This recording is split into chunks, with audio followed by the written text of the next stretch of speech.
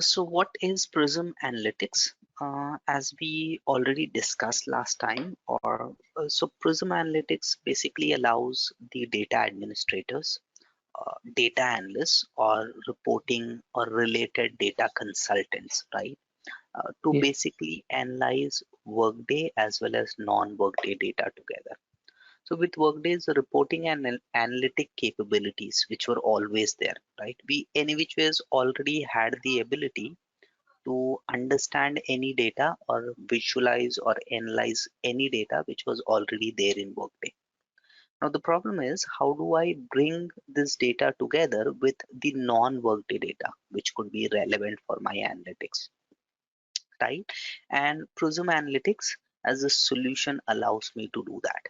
So Workday Prism Analytics, if I have to quickly define that with I would be giving these notes, and since you're the only one in this batch, do you want these notes, or because many people feel that they are not relevant and it's just that we go through the course content? So I No, would. no, I do want this content. Sure. I mean, the course content even I can refer, but this is something out of the box, right?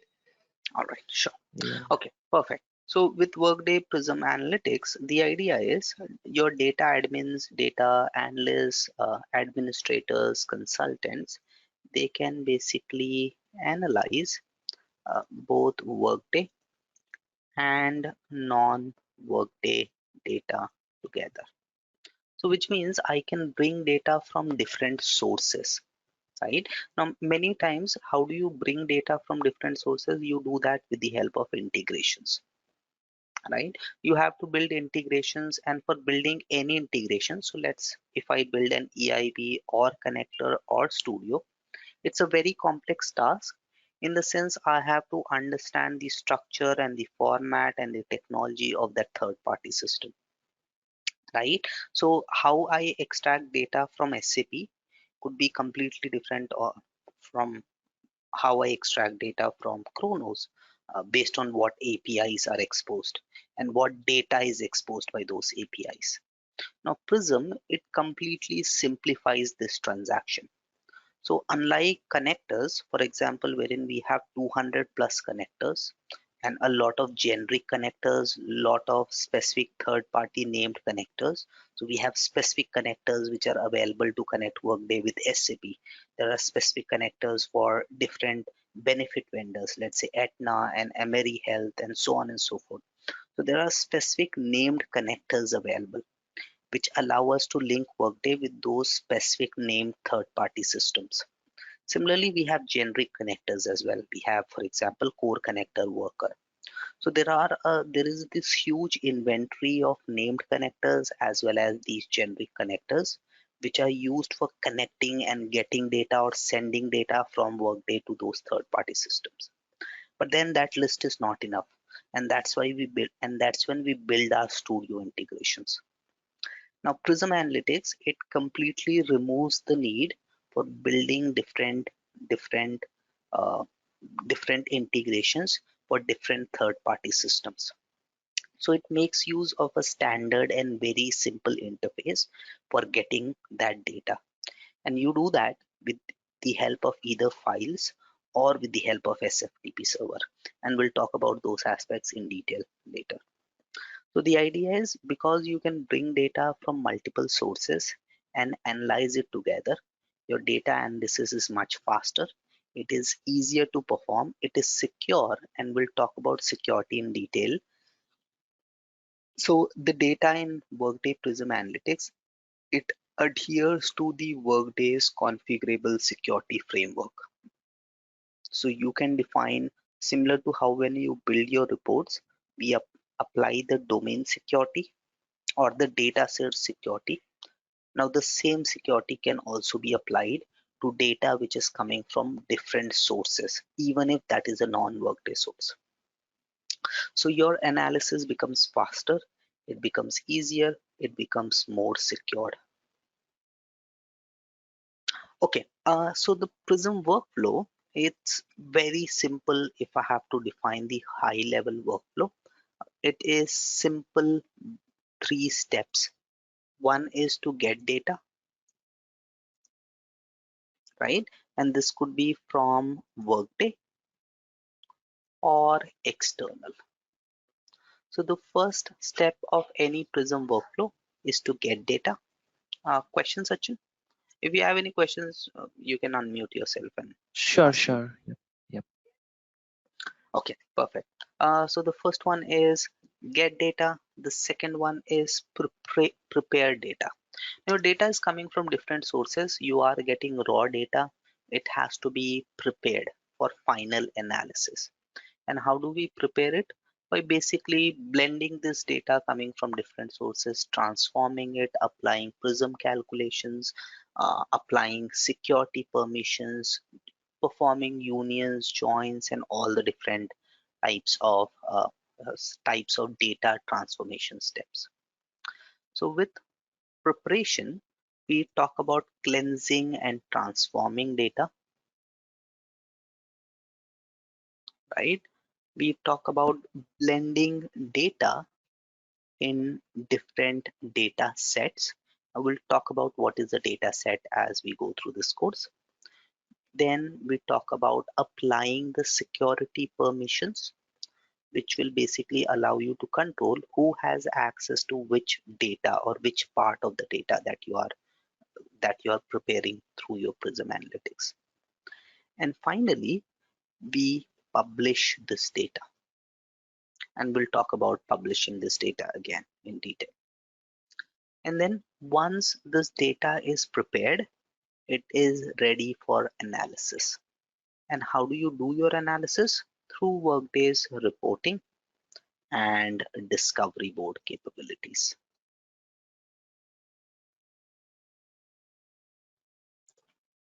So these are the three simple steps for which is part of any Prism workflow. Okay, now we'll Yep. talk about these steps in detail as we go through the Prism data management workflow.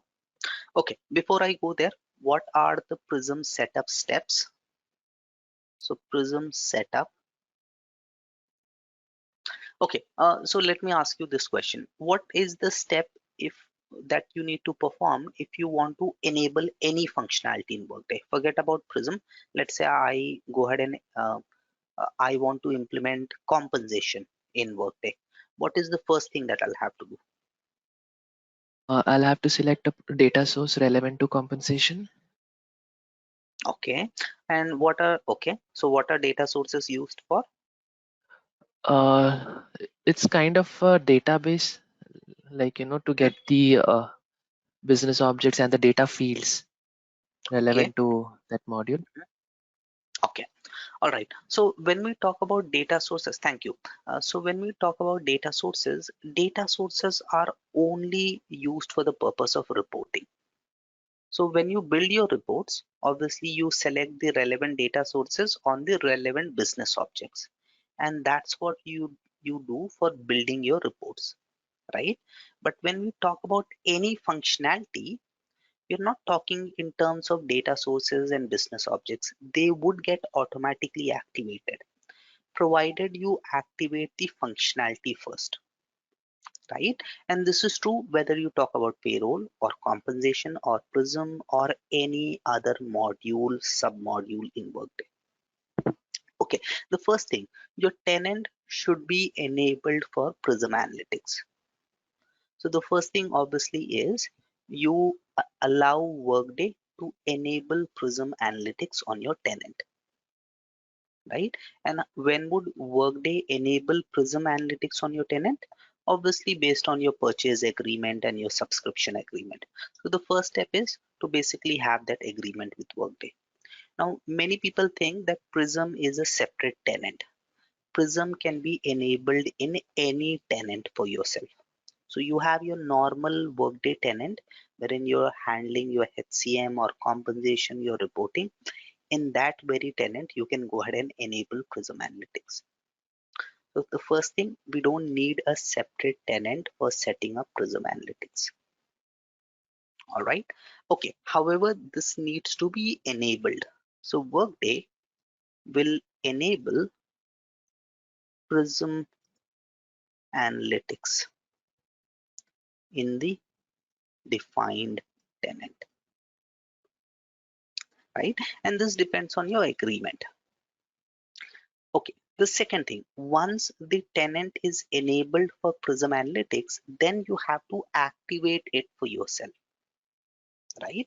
So for example, my tenant is enabled for HCM and compensation and payroll, but then I then have to activate those modules or set up those modules. And what is the first step for setting up any module in Workday, not just Prism, is to enable the functional area. So what Workday has done is it has divided its entire solution or solutions into different functional areas. Now, there's actually a report which is simply called functional areas. If you go to this report, it will show you all the functional areas and the ones which are enabled or active for you. So if you go here, you will see there is HCM. There's this functional area called academic faculty, which is enabled or active for you. Similarly, if I search for Prism, so Prism Analytics as a functional area should be activated. So this is that functional area. Once activated, will give you the ability to set up the relevant security and will give you access to all the internal domains within that functional area. So domains, your entire functionality is encapsulated within different domains, which are part of any given functional area. So the second task is to activate or enable the Prism Analytics functional area. So this is what the security team will do, right, for us? No, not really. So Okay. activating a functional area is not really a security job, right? Uh, Activating the relevant domains within that functional area is a security job. So this is something the functional team or you as a Prism Analytics member would do. Okay, and one thing to remember when it comes to Prism, there wouldn't be usually a separate security team which will do that. You would be responsible for managing the appropriate security as well. Okay, and so that is why it is you need to understand the associated security setup as well. Okay, now how do I activate any functional area? There is this task. Now our functional area is already enabled, so we'll not be able to enable it once again.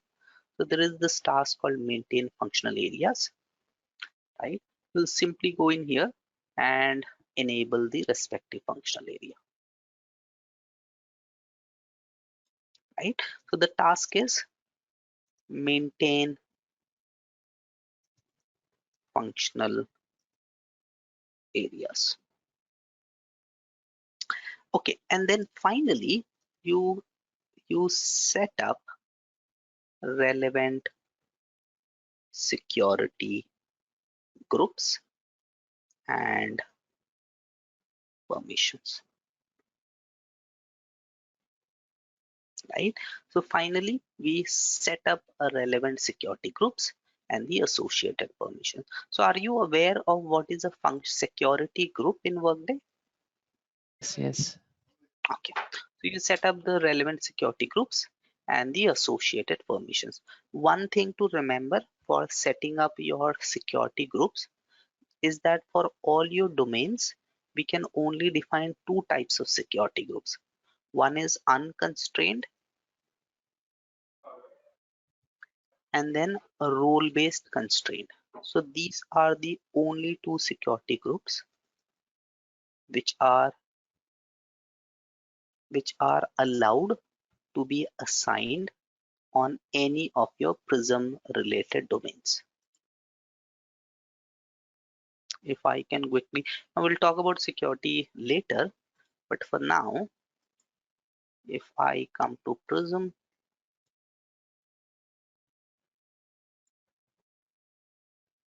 right, and these are the different domains.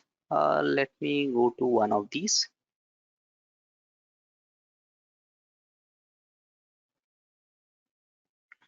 right? If you see, the only security groups that are allowed are unconstrained and your constrained security groups. So these Okay. Prism access are your constrained security group. You cannot go ahead and create, for example, a job-based security group or or any other security, an integration security group, and so on and so forth, and assign it to your Prism domains.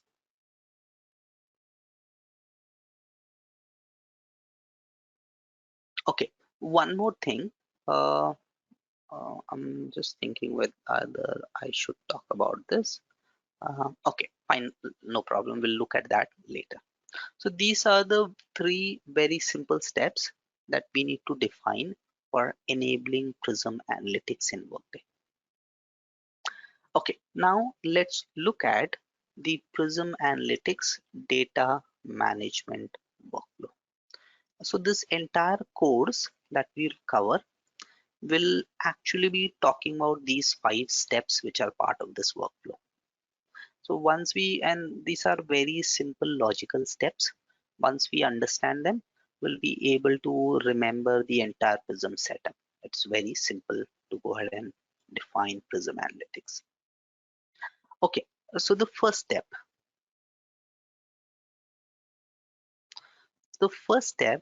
of Prism Analytics is to create 2 different objects.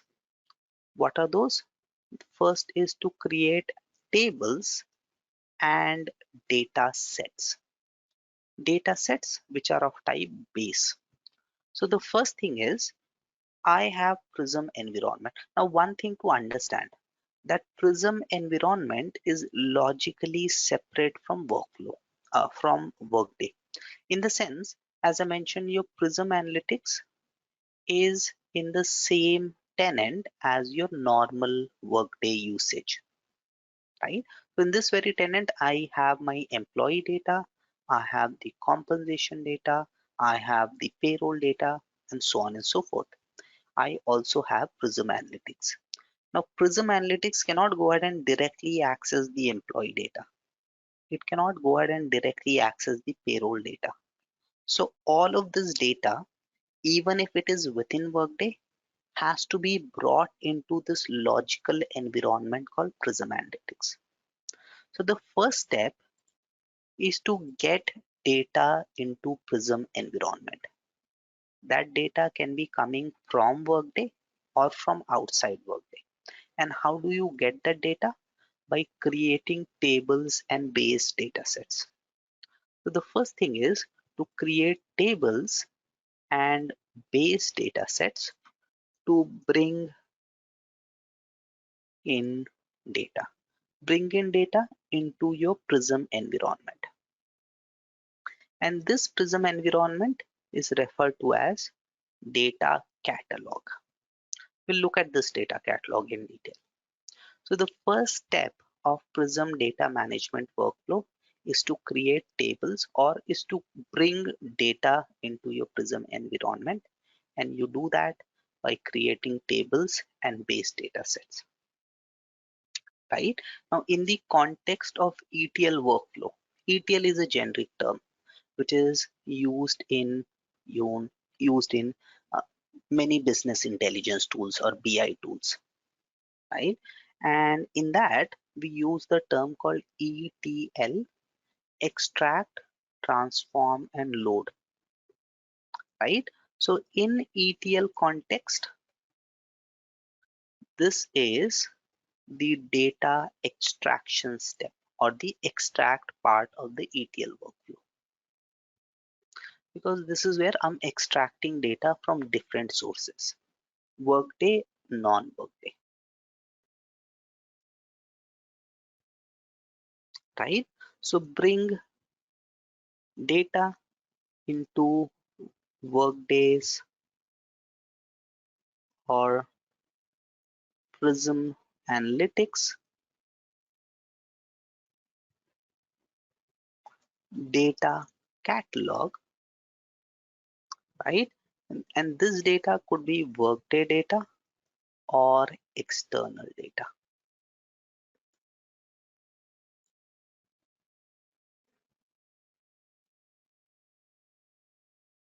right? So that is my step number 1. Okay, then we have the step number 2. Once we have brought this data, right? The next step is to prepare that data. And how do I prepare this data? I do that by creating again data sets, but these are derived data sets. So there are two different data sets. One is base data sets, and then we have derived data sets. So create derived data sets to transform the data. Now, what are these derived data sets? Why and how we create them? We'll look at this later, right? And how do we transform this data? By applying. So data is transformed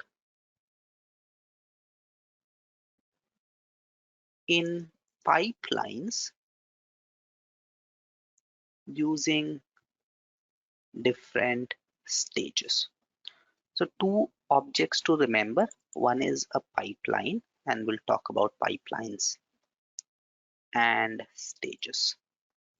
What are these different stages? I can join my data, I can union my data, I can do prism calculations, I can manage fields.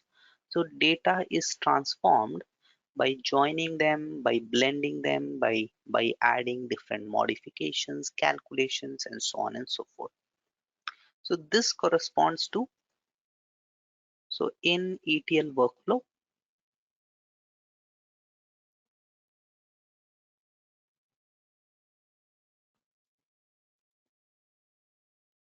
this corresponds to the data transformation step.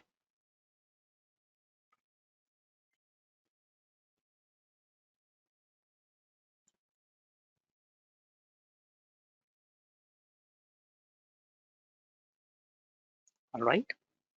Any questions till this point in time? Nothing. Okay. The third thing, once you have transformed this data, the next aspect is to apply security to the data.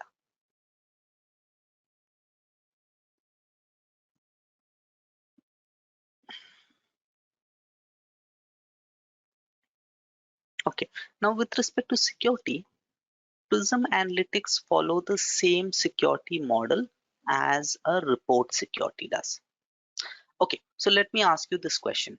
When you create a report, you have the ability to share that report with one or more users and one or more security groups, right? Yes. Okay, so to whom can you share that report? Can you share it to any security group and any user, or is it defined by some other security setting? For us, it is defined. For example, if I'm creating any terminated report, I cannot share that with some users. Okay, and Yeah. how is that determined? So why is that you're not able to share it with certain users and share it with others? How is it Uh, controlled? because of security groups and domains setup, the Okay, way it so has been correct. set up. Security groups and domains. But where are those security groups and domains applied? On what object? So you have created a new report using the task create custom report. So where Yes. did on how did this security got applied automatically? On the data source. Yes. So it is controlled. It is security is applicable on the data source that you use to create your report. Right? Obviously, every report is based on a data source, and the security was defined on that data source. So only if I have access to that data source, you would be able to share that report with me. If I don't have access to that data source itself, then you cannot go ahead and search for me and assign that or share that report to me. So the Prism Analytics security follows the exact same model. So any security that you apply to your Prism workflow, it is actually applied to the Prism data source that gets created. So the ultimate output of your Prism transformations is a data source or a Prism data source. And all security permissions are applicable on that Prism data source. Okay. However, one thing to remember is that it is not required mandatory for you to always apply security. Even if you don't apply security, Workday automatically applies an implicit security. Now, what is that implicit security? How is that controlled? That is something we'll go ahead and discuss in detail later. Okay, so the idea is when you first create a data set, which is basically when you bring in data, right? Workday automatically or implicitly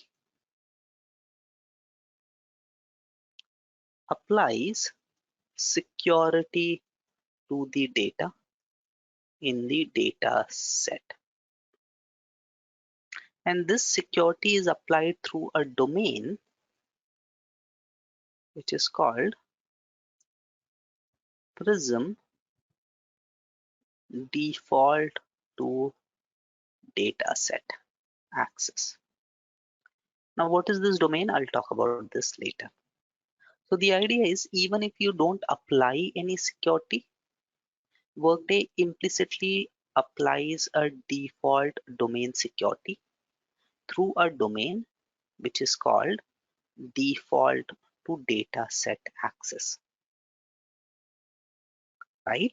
However, especially in your production environment, you would override this by specifying your explicit security domains. So the idea is you can edit the security or this implicit security by editing the data source security. So as you mentioned, all security is applicable on the data source, on the data set. So what is this data source security? How it works on Prism data? Again, we'll talk about this in detail when we talk about the security aspects of.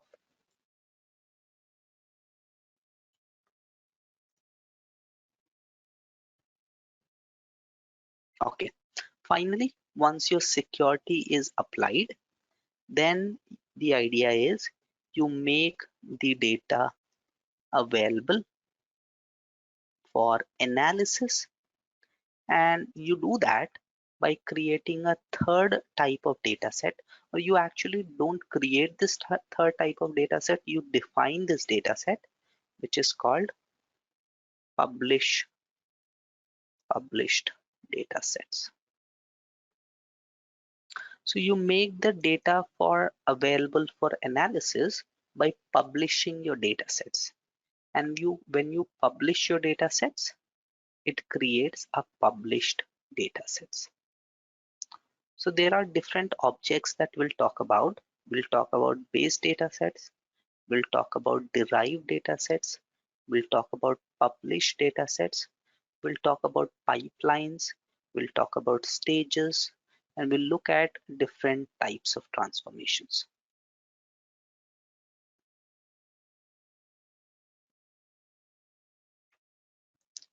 All right. So when data set is published, right? Data in the data set.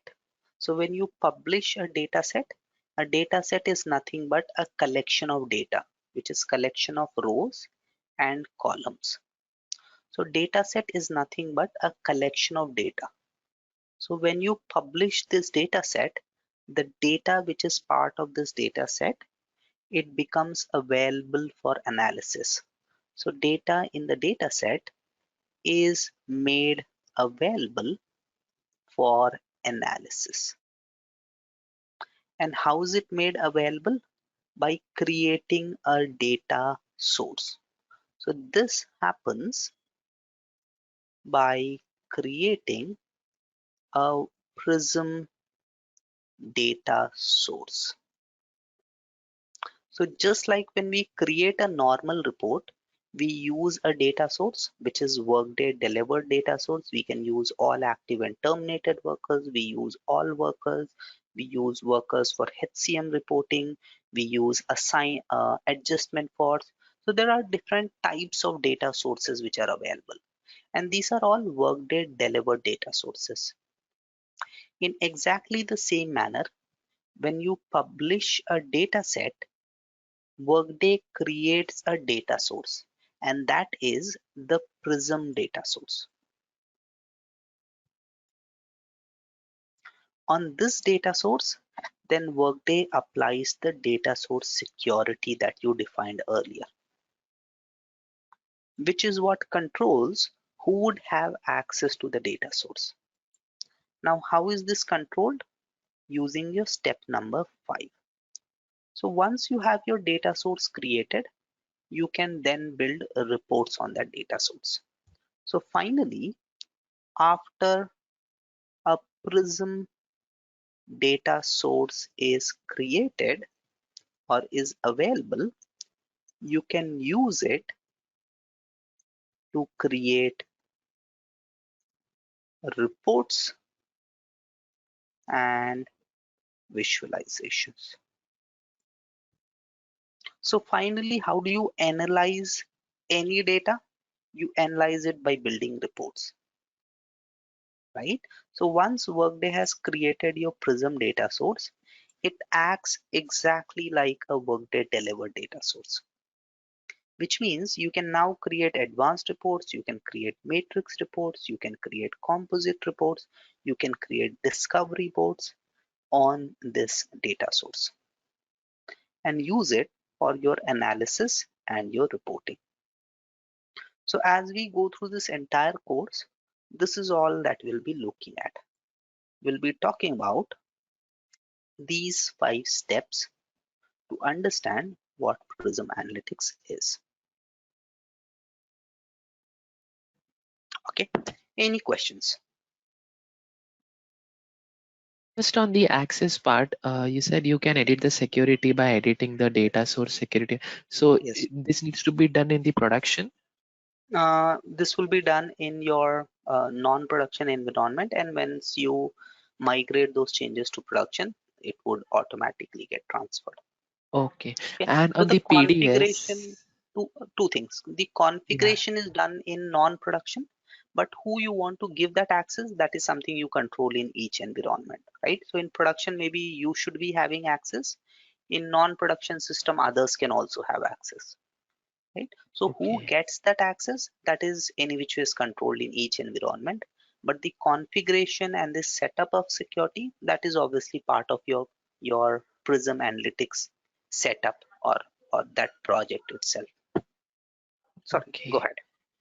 And the Prism data source, again, this data source is the access controlled by us, or how it Sorry, is? Yes. access controlled by us in the sense. Like for example, as I said, terminated employee data source, I cannot give Mhm. access to some of the users. Mhm. So is this the same with the Prism data Right. source? This would also be controlled by security admin. So they would be Okay. the ones who are responsible for whom to give access to that data source. Okay. Okay, so this exactly works like, and that is why I mentioned it adheres to all the Workday security model. Okay, so Okay. it works exactly like a normal Workday data source, and how the security works for a normal Workday. The only difference is, for a normal data source, Workday has defined the domains, right? Here you control what domains would have access to that. So that is the only thing, Okay. because obviously this is a data source that you are creating. Mm-hmm. Got it. Okay, but any which ways, we'll look at that in detail once we talk about the Sure. security. Okay, all right. So the next thing that we'll talk about, so having discussed all of these basics, let's go into the tenant and look at this environment. So the first thing that we'll talk about is the environment itself.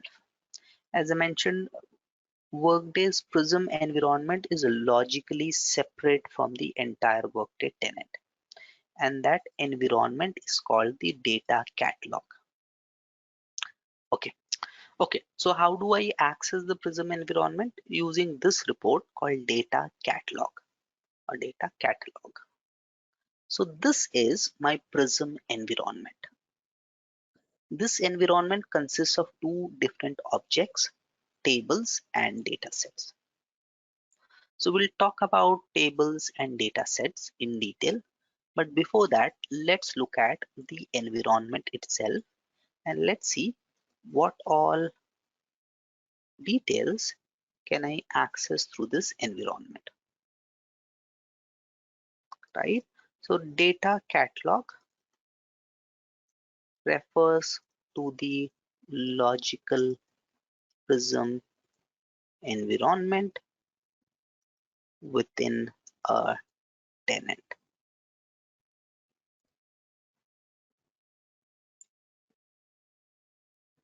Okay, now this is divided into different sections. This one is called the data catalog details panel. So one on the left hand side, this is referred to as the data catalog details panel.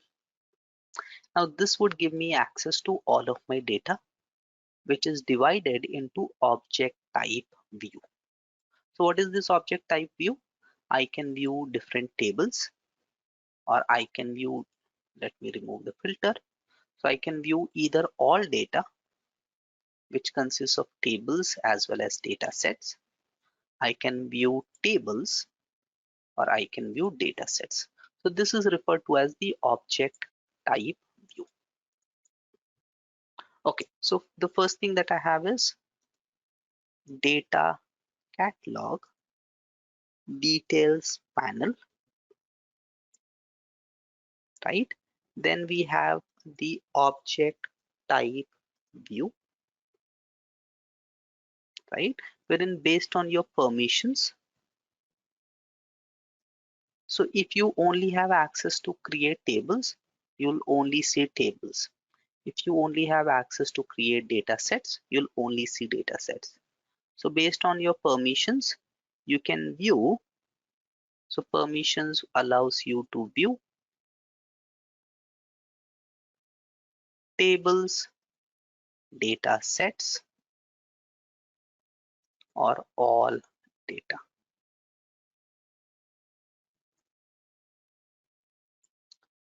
Okay, the next option is to create your different objects. Now, obviously, you can see data which is part of these different objects which are already created, and we'll see how the data looks. But before that, if you want to create any new object, you can click on this create button. So this is what allows you to create your different objects to bring in your data. Now here you'll see two types of objects. One is base data sets and derived data sets and tables. So if I go in here, you can create, if you see base data sets, you can create derived data sets and you can create tables. So this is what allows you to bring and transform your data as part of your Prism Analytics setup. Okay, so these are your data import options. The next one is your data import options, and these are base or derived data sets and tables.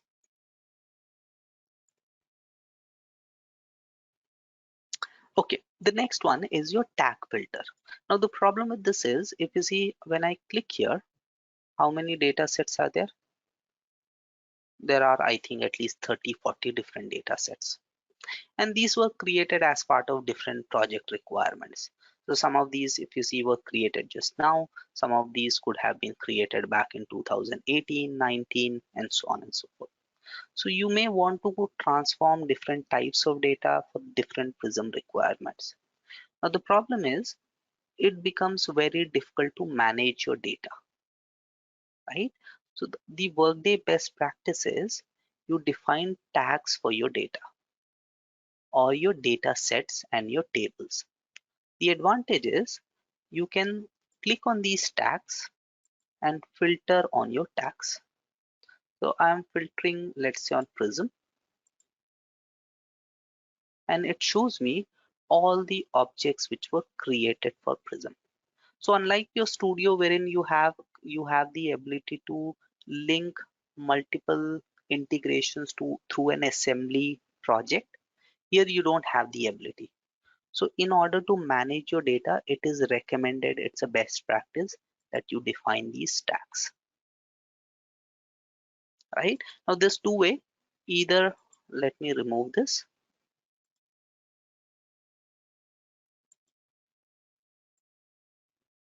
Okay, there are two ways. So when I click on any data, whenever I click on any object, and let me click here. The moment I do that, system opens up this panel for me, and this panel is known as an inspector panel, right? And this panel shows me details on that object that I'm clicking. So it shows me that this data set, it was last modified on this date. There's no description that has been defined. No security has been applied on this data source till now.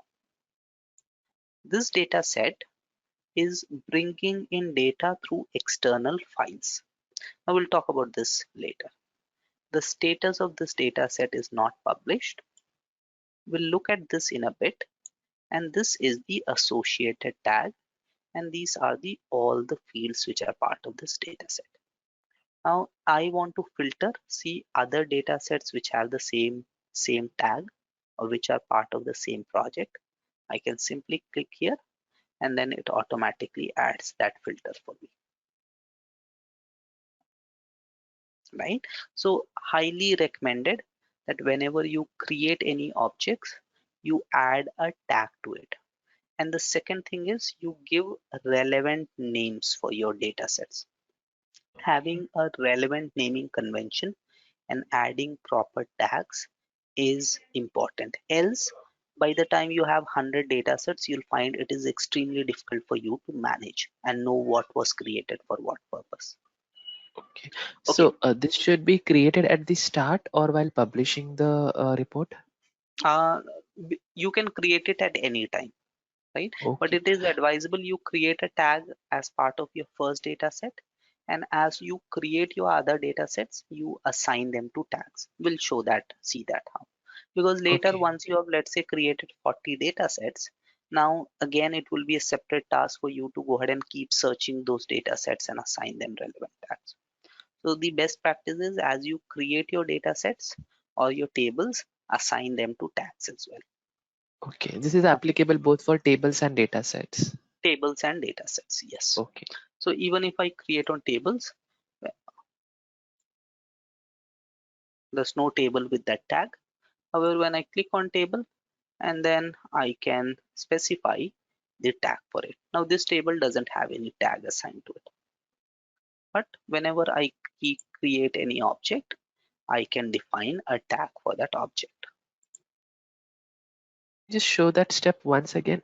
If I want to tag this, so how would I do that? Yeah, I'll show that. I'm Yeah. just taking you through the overview of data catalog. We'll Okay. Once we create that object, that's when we'll talk about each of these steps. Sure. Right now, we are just looking at the overview of what all options are available within data catalog. Okay, so we'll talk about create options and this activities and everything. What is inspector panel? What is source type? What is this imported by? We'll look at all of them in detail. Okay, and the fourth option is your tag filter.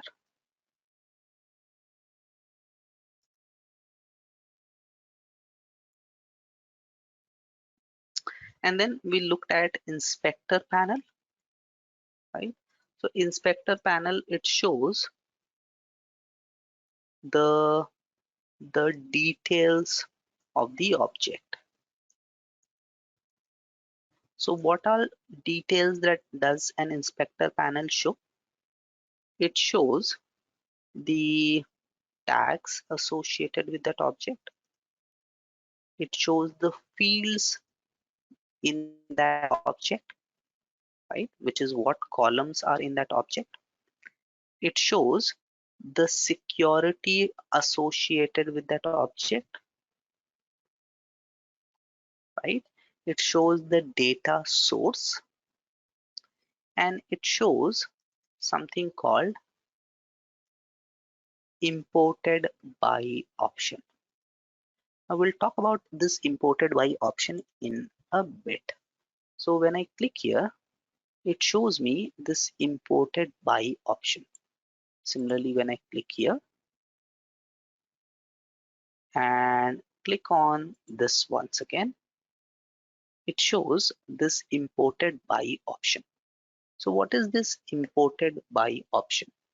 We'll talk about this when I talk about lineage. So for now, it just tells me that the data in this data set is imported by data in this data set, which means employee headcount pension, which is a BDS. So this data set, which is BDS employee headcount pension, the data in this data set is imported by data in this data set, right? Or I can put it this way. This is the upstream system and this is the downstream system. How can I check that? If I go in here, we'll talk about lineage later. For now, if I go in here, I click on view lineage.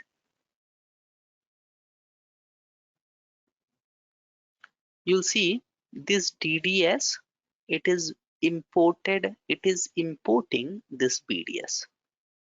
So that's why when I click on this BDS, it showed me that this BDS was imported by this data set. Now, what is this diagram? What does it mean? I'll show that. Again, when I click here, this data set, if you see, is imported by this data set, which is this data set here. So headcount union.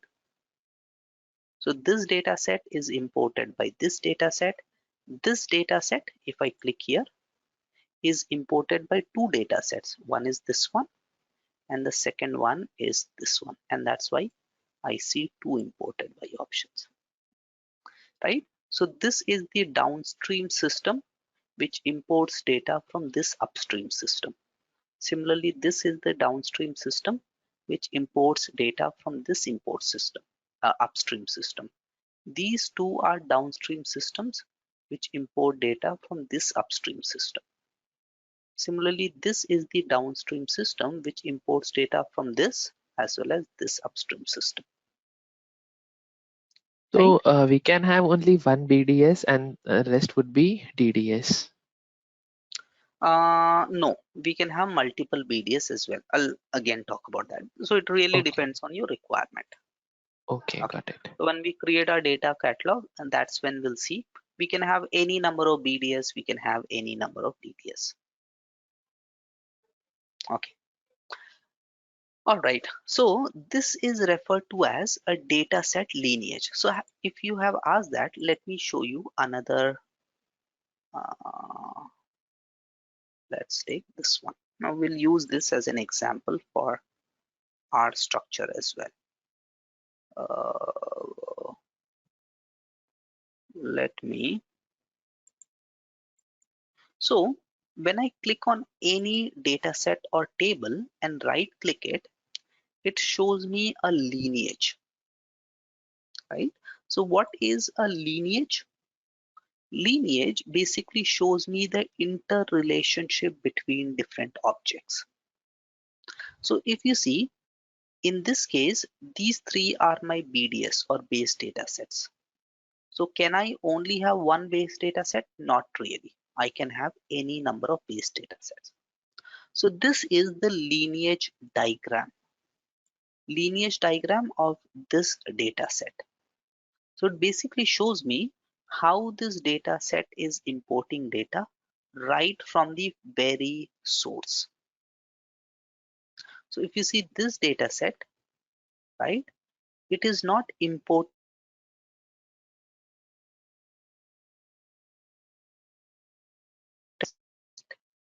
it is imported by this data set, which is this one,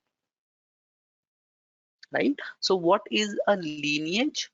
A lineage shows the interrelationship between different data sets and different tables. So this is simply a visual representation of how I'm importing data from one object to another object. Okay, so as part of this, let's talk about the table and data set lineage. So when is this lineage created? As you create your different data sets and you import data into those data sets, Workday, based on the relationship that you have defined, automatically creates this lineage diagram, right? So lineage allows you to view the dependencies between different tables and data sets, right? A lineage, it shows two types of dependencies.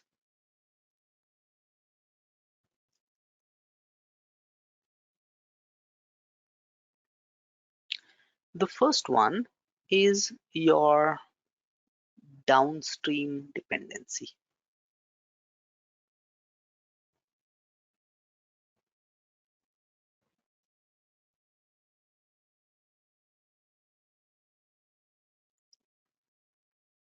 Okay, now I already mentioned what is upstream and what is downstream. So for this data set, this is upstream because this data set is importing data from here. So water always flows from upstream to downstream.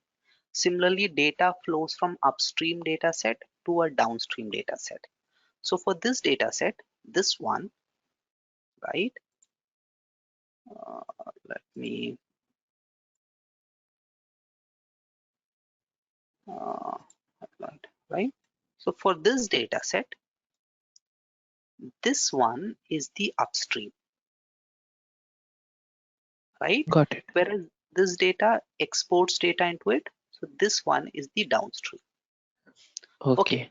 Now one thing to remember that a base data set, it only has downstream dependencies because a base data set only exports data. A base data set or a table, it never imports data, Got it. Yeah. right? Yep. So let me, uh, okay, so downstream dependencies, all base data sets and tables can only have downstream dependencies. And if you go back to our first flow diagram, you'll understand that because your base data sets and tables, they are the starting point. So they are the one which are bringing in data into Prism. Once the data has been brought into Prism using base data sets and tables, from there it could be imported by many other derived data sets, which means your base data sets is the starting point of your Prism workflow. So your base data sets and tables only have downstream dependencies. Okay, whereas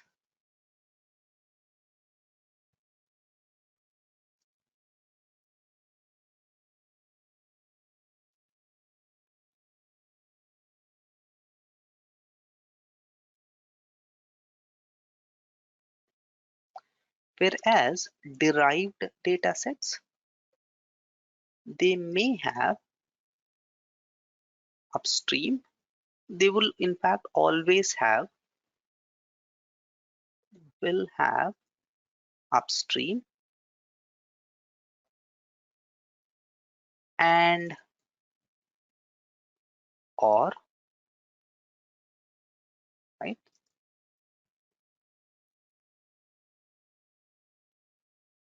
So your derived data sets, If you look at this derived data set once again, it only has upstream dependency. It doesn't have any downstream. Whereas this derived data set has both upstream as well as downstream. So your derived data sets may have both upstream as well as it may also have the downstream dependencies. So this interrelationship between different data sets in terms of upstream and downstream dependencies is what defines a lineage diagram, right? And this is what controls the imported by option. So it defines the derived data set which imports data from a given data set, which is it only shows the downstream dependency.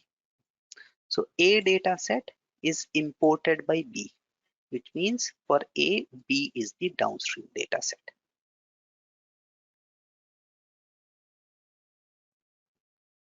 Okay. All right. Finally, on your data catalog, we have, so this is the fifth option. Under data catalog, we have inspector panel, we have tag filter, and then table and dataset lineage I can view from the inspector panel. Finally, I can also see Prism data usage. Now this is a very important metric because your commercial agreements, so anytime anywhere I am, if I want to go back to the data catalog, I can simply click here and it takes me back to the data catalog. Okay, the next one, how much Prism you're using, your agreement with Workday depends on that. So in your data catalog, you have this activities button. Let me open this activities button. Now this button, it actually defines your Prism data usage. Oh,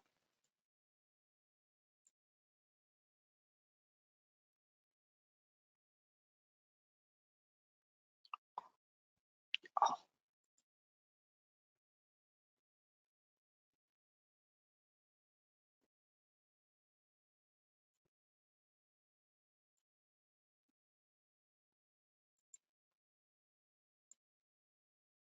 okay, let me click on activities once again.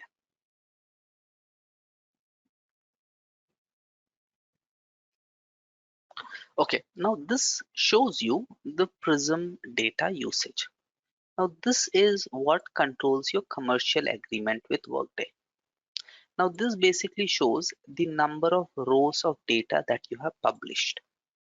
So if you see as part of this tenant, we have published 1.1 million rows of data. So when you have your commercial agreement with Workday, it depends on, they would say, okay, we for X number of million or billion rows, this is the commercials. And if you go beyond that, then it is extra charge or your commercials will have to be renegotiated. So you have to be extremely careful with how you're designing your Prism, because ultimately the more the number of rows of data you publish over a period of time, you'll find that your usage has exceeded your commercial agreement. So there are two metrics it shows. One is the number of rows of data that have been published, and the second one is how much amount of disk space on Workday that is using. So it is using some 500 MBs of disk space for 1.1 million rows. Now this is the overall metrics for your entire tenant usage. You may or may not have access to all of these data sources depending on your security. So this shows the overall metrics. And then here down, it shows you those data sets that you have access to. So if you see this data source, it only has two published rows. And there are 6.8 KB of data, right? This data set has some 444 K rows. and the disk usage it shows as 0 bytes, and so on and so forth. So these are the actual data sets that you have access to, and it shows the Prism usage against those data sets. But then this is the overall metrics. You may not have access to everything. Okay. And do we have any limitation on the usage? Because since this is a Yes. cloud, So okay. there's no limitation, but obviously yes. So if your agreement says only 1 billion rows, when you reach those rows, then Workday would apply automatically apply extra charges for you. So this has such no limit, right? But then Yep. commercials would change automatically, Okay. right? So we can delete the ones which we don't use, right? I Yeah, mean, exactly, exactly. So okay. by unpublishing that, your data sets, you can remove the published ones, or you can remove the amount of disks and space your data is using. So that is always there, right? So it shows us two metrics. So activities tab on the data catalog. This is what shows you the Prism data usage. The first one is the total disk space used, right? And it summarizes the disk space used for all data source for all data sources or all data in Prism tables and data sets. This is including the tables and data sets that you may not have access to. So it shows the overall metrics. Similarly, the second one is total rows published, which is the same concept. So the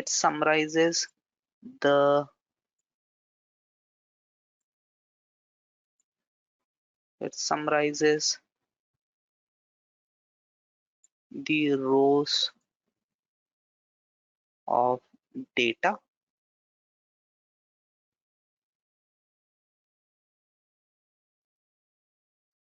in all published Prism tables and data sets, even if you don't have access to.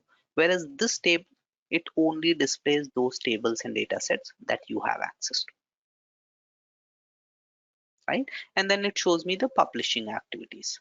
So what publishing happened, when it happened, was it a success, what is a failure, and then I can go to the details and see those details as well. We'll talk about publishing in detail later.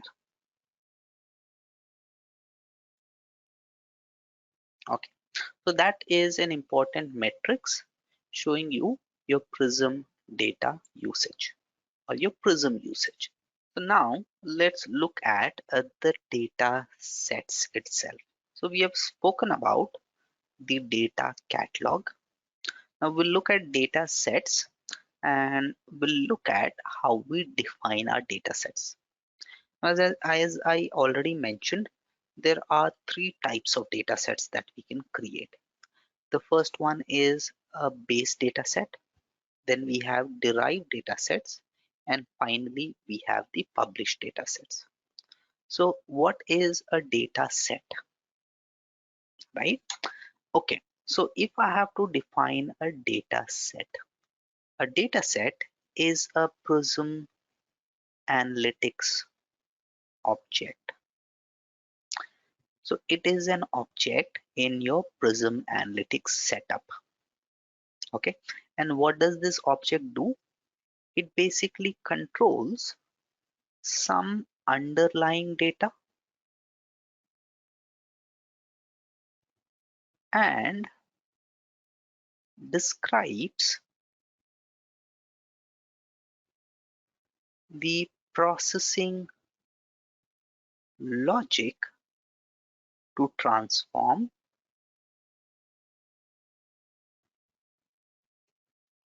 or manipulate this data. So a prism or a data set is an object that shows you or that controls some underlying data and describes the processing logic to transform this data. So in essence, every data set has the ability to transform or manipulate data. And it basically shows you that transformation logic. And that transformation logic is defined in terms of pipelines and stages. I'll talk about that later. So for now, the only thing we need to understand that a data set shows you the processing logic as to how it transforms the data that is included in it or that it holds. The second aspect, it also shows some underlying data. Why do I say some? Because a data set as such may have millions and billions of records. But when you view a data set, you can never view all of those records. You can only see a section of those records up to a maximum of 20,000. So you can only see a sample data which is included in the data set, but it will show you all the processing logic that it uses to manipulate that data, right? So a data set, if I have to define it, is also referred to as metadata. So what is metadata? Metadata is nothing but data about the data. So it basically defines the processing logic as to how it handles its data or manipulates its data. And this data could be Workday or non-Workday or a blend of both. So this could be a Workday data, non-Workday data, or you may have created a data set which brings all of that data together. Okay, now let's go into a data set and see what I actually mean by this. Okay, so for example, let me open some random data set. Uh, let's open uh, this one, right?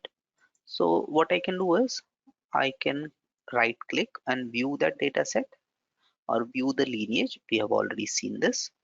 I can edit it. Let me start with view in new tab.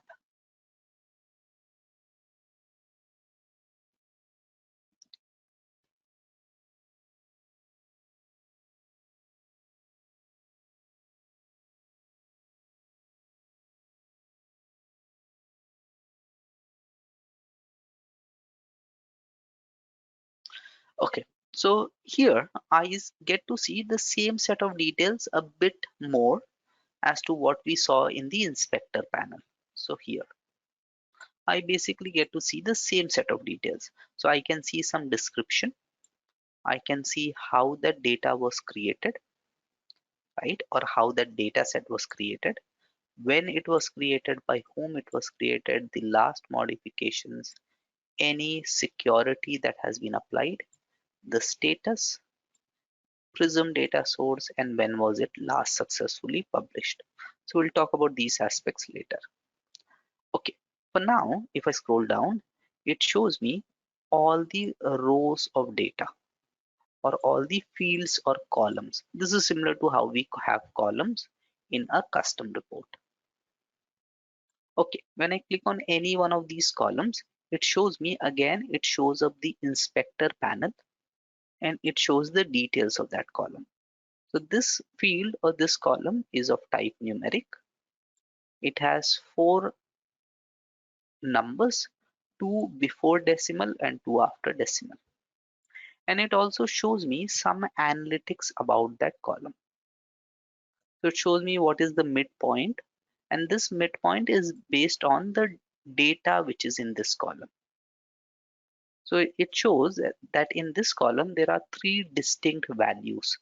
One is some 0.32 or 1.2. This is the second one 2, and this is the some 4.1. And median or the midpoint of this is here. And then it shows me those values, right? And so on and so forth. Whenever I click on any column, it shows me the details of that column in this inspector panel. Okay, if you see, it also shows me a sample of that data. So this is what I mentioned. It will at the max show you some underlying data. So I can control this sample by selecting either 100 rows or 1k rows or a maximum of 20k rows. So if my data set has more than 20k rows, then I can see only a maximum of these number rows of data in the data set. Okay, now when I click here, that is when it show me the data. Now this data set only has 3 rows of data. And if you see, when I was clicking here, it was showing me those distribution. So 0.32 is one of the value which is in 33% of the records, right? Obviously out of 3. So it shows you these analytics as well. And then based on these 3 values, it is showing me the median and the number of distinct values. Similarly, when I click here, if you see, there are only two distinct values, because one is 1 and then 95, and it shows me the median,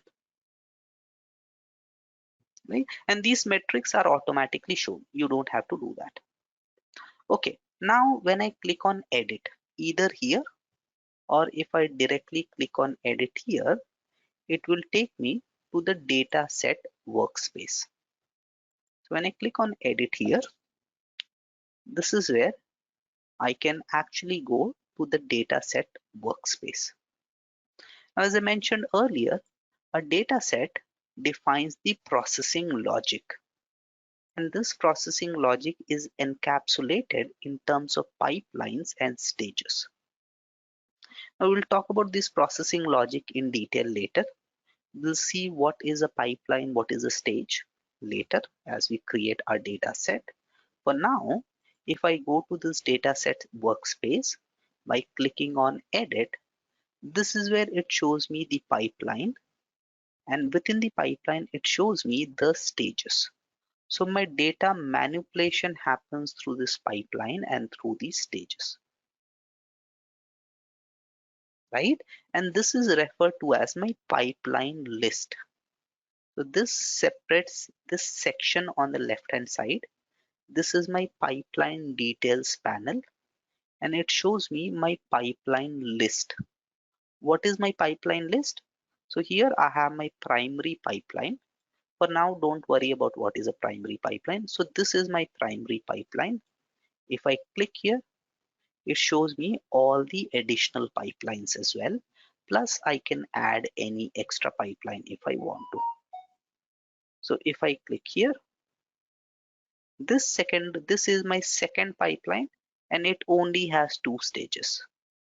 However, if I go to this pipeline, which is my primary pipeline, it has a number of stages.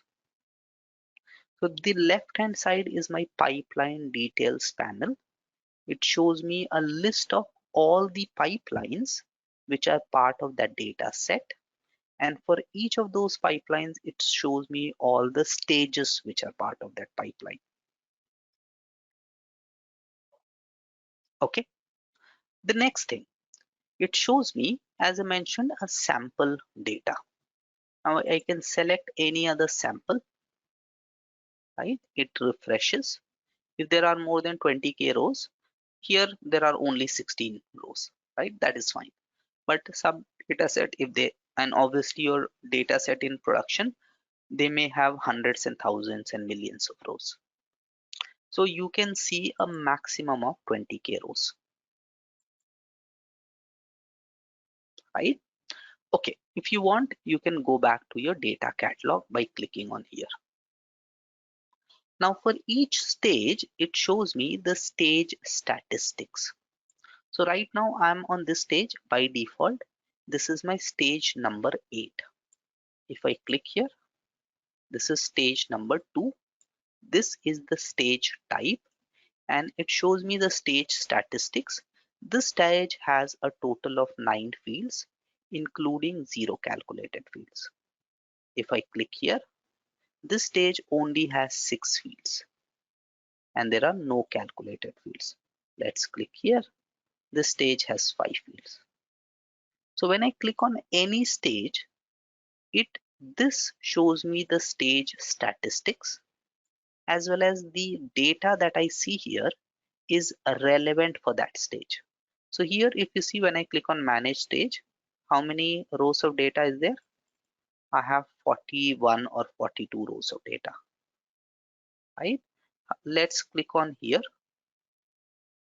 There is only 16 rows of data, and the columns as well, if you see, have changed. If I click here, again I have 41 or 42 rows of data, and these are all the columns. So when I click on any stage within my pipeline details panel, my details data section or my example data section automatically refreshes and it shows me details relevant to that stage, right? So this section is known as my example data section because it simply shows me the example data. If there are number of fields, now here there are just 15 or 5 or 6 fields, but you'll come across data sets which may have 100 plus fields. You can quickly click here and you can select fields from here, right? Instead of you having to scroll through this and see which field is where, you can directly click here. It will show you all the fields. So for example, if I click here, there are 9 fields and all of these show here, and I can quickly select that field, right? Okay, if I want to add any new field, a new calculated field, right now if you see there are 0 calculated field. I want to add a new calculated field. I'll click here,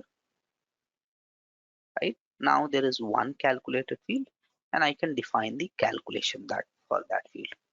Once I've done everything, because I've made some changes, it now enables the save button for me. And I can go ahead and save the changes that I've done. So now overall there are 10 fields, out of which one is a calculated field.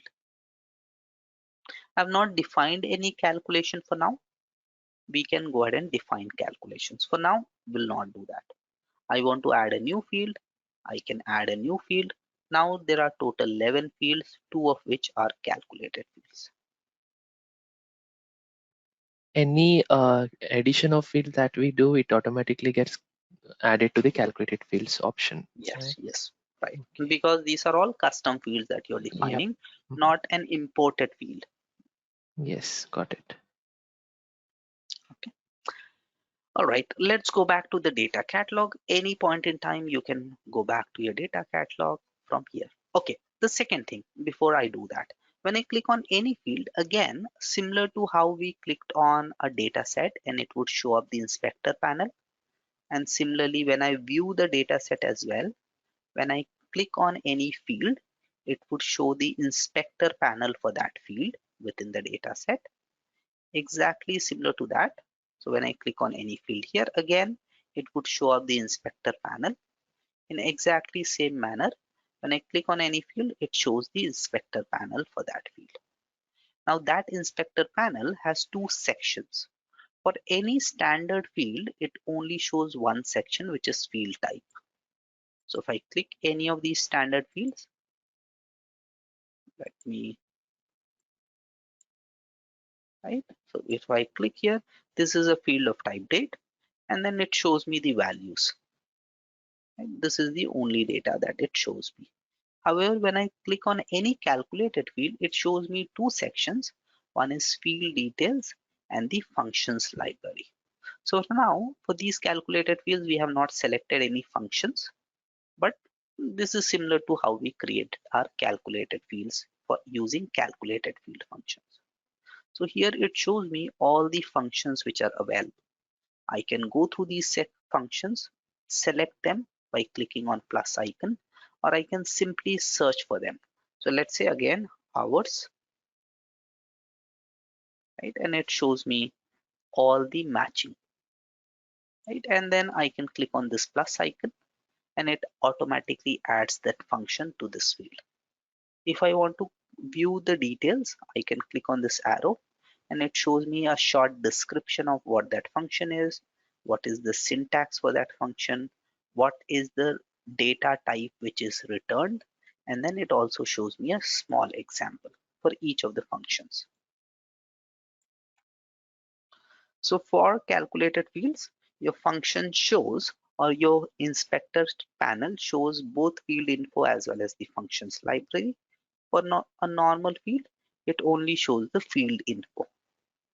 Save those changes or discard them. I'm saying simply discard them. So this is the data set workspace, right?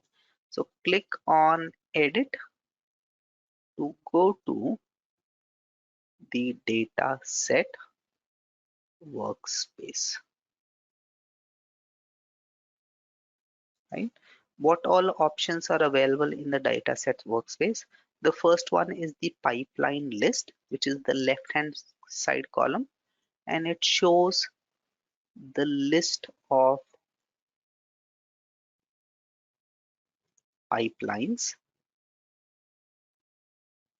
which are imported into that data set.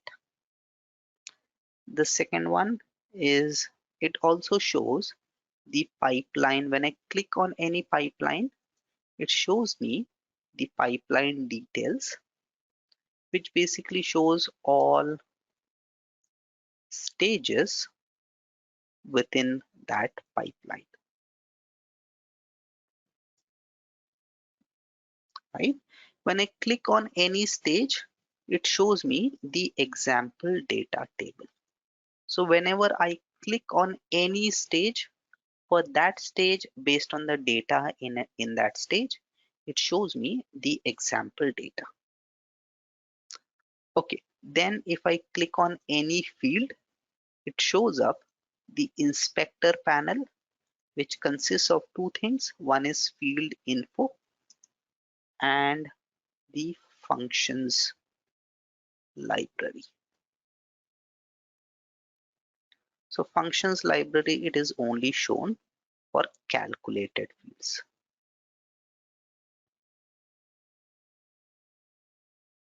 right?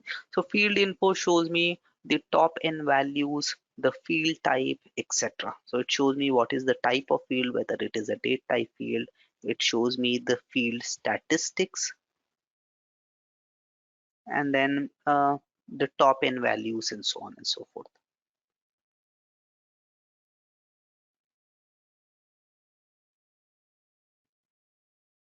right? Okay, inspector panel, sorry.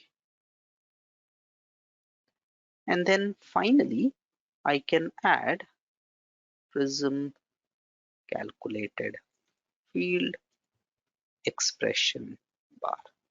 So this is my Prism calculator. The one which showed me on the left hand side, that was my Prism calculated field expression bar.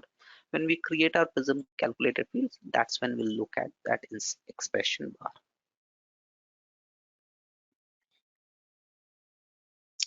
Okay, so there are a lot of other things to discuss.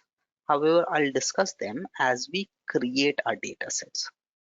So as we create our data sets, that's when we'll talk about the different field types that your data set support, the field mappings that happens, the concept of null values, and a lot of other things, and also all the different stages.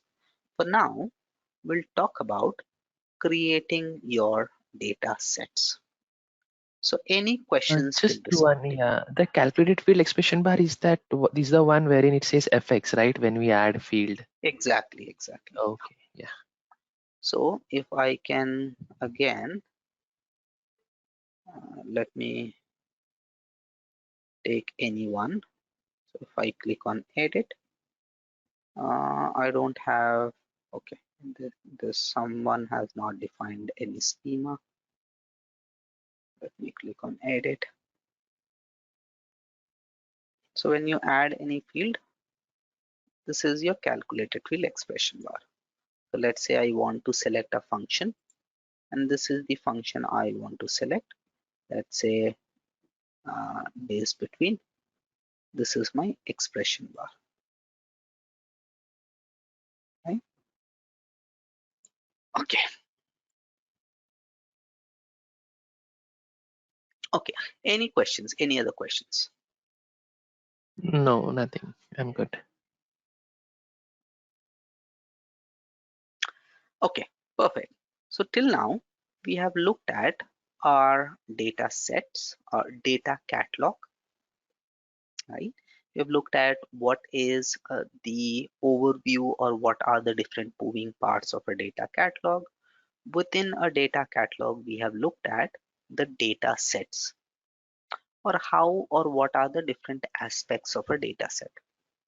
The next part is how do we create a data set, right? Okay, now how do we create a data set really depends on what activity or what do I want to achieve with that data set.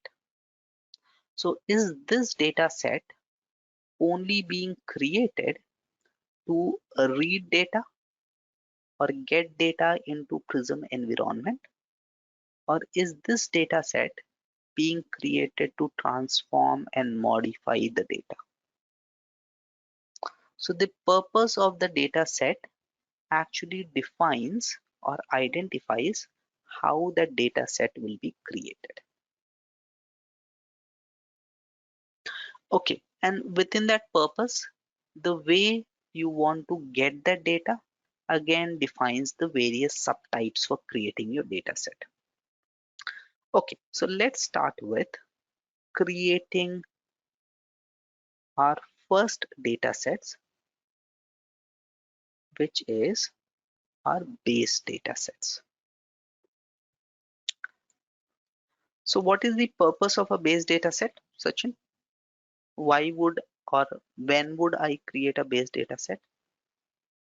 When we have, it's like basically creating a custom report, and base is like, like Mhm, from SFTP, and those are the ones we mhm. call it as base data set, right? Got it. So this is how I create base data sets.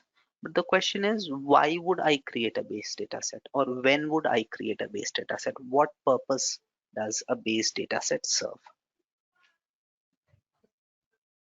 Um, Sorry, I have no idea on that. Sure, no problem.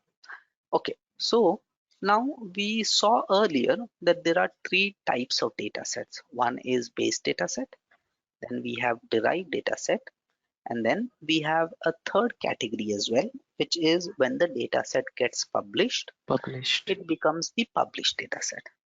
Now the question is, why would I create a base data set? So how would I create it? There are different ways, through custom reports, through file, through SFTP, and so on and so forth.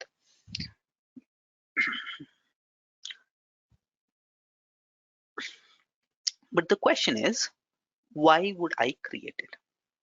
Okay, so if you remember when we spoke about the lineage, here we have. Starting So when we point. looked at the lineage, we mentioned that base data sets, they only have downstream dependencies. And why is that the base data sets only have downstream dependencies? Because that Because is our starting point. exactly.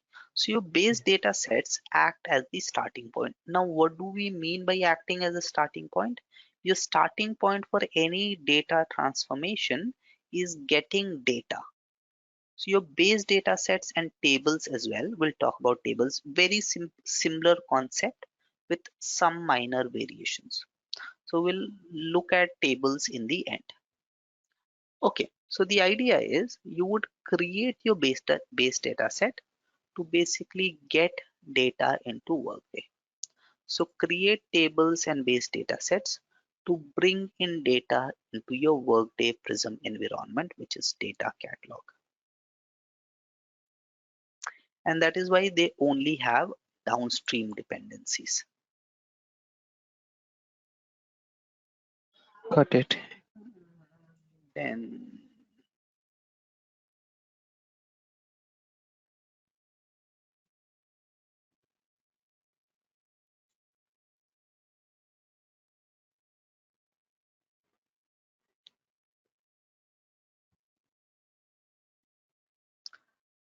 okay, so a base data set is created to extract or bring in data from Workday or external sources into the Prism environment.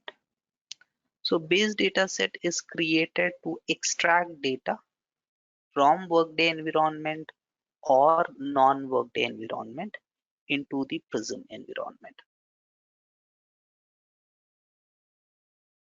right?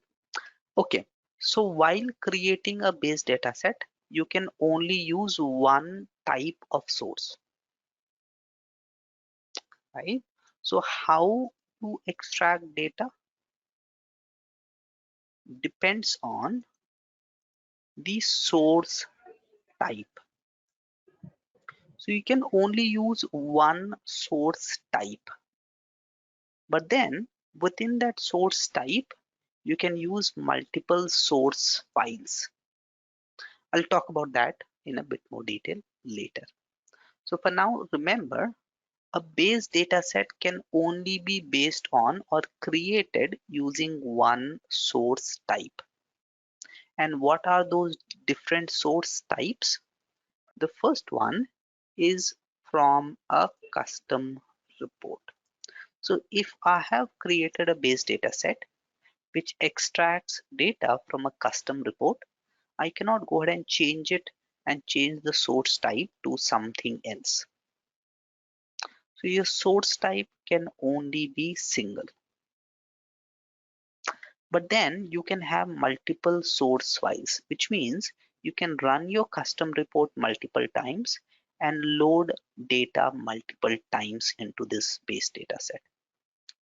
Similarly, if you are creating a base data set which is extracting data from a file, it cannot go ahead and you cannot go ahead and change it later to extract data, let's say from a SFTP server. But then you can upload multiple files of that type. So there can only be one source type, but of that type, you can load any number of files. Okay, Okay. so in one, if I'm importing something from SFTP, I can load multiple files. Exactly. Okay, Right. got it. Similarly, you can load multiple files from your local machine and so on and so forth. So what are the three different source types, or what are the three different methods for creating a base data set?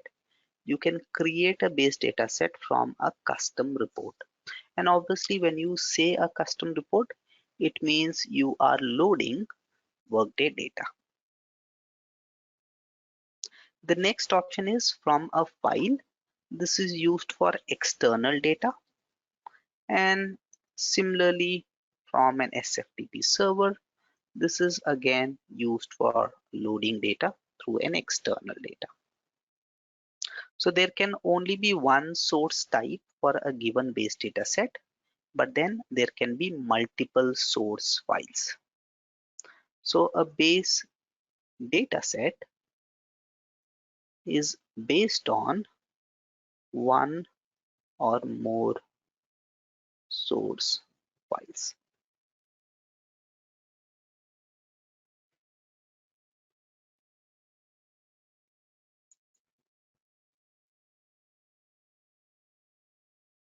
One more question I have. For example, we saw an example wherein we had 4 5 base data set, right?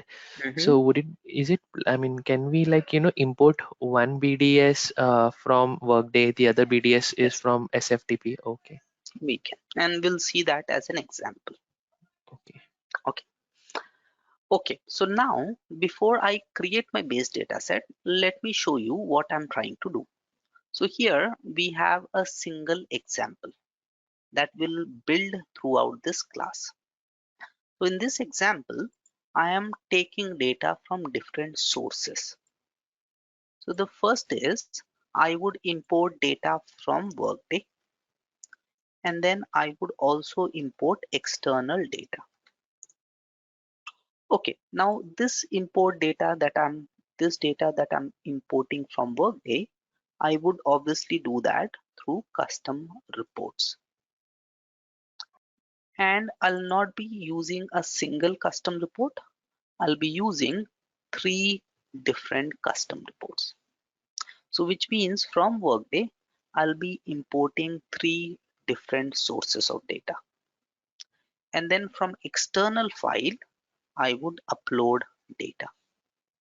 And then I will bring all of this data together and transform and modify and build my ultimate output, which can be then be used for my analytics. Okay. We cannot use an SFTP server. I'll show you how an SFTP server is used, right? It is very similar, exactly similar to a file, but obviously because we don't have an SFTP connection, we'll not be able to establish a connection with an SFTP server, right? But we'll also see how an SFTP data set is created. Okay. All right. Now, what are the three different datas that I'm reading? So for now, or to begin with, I have created three custom reports. Okay. So what are those custom reports that I have created? I have created three custom reports. One is ZF01. Okay. So I've created three custom reports. One is ZF01, ZF02, and ZF03. Let me go ahead and open each one of these custom reports. So understanding what data I'm loading, it's an important part of your Prism Analytics configuration, because until you understand what is the data and what is the different logical connections between your data, between different data sources, you'll not be able to work on that data. Okay, so these are the three different custom reports that I have built. They're very simple. Okay, the first report is the company structure. It seems Workday has enhanced this view. Do you know what is this? Now I see this. Let's see. No. Okay. This looks like is part of 2021 release one. Okay, turn on.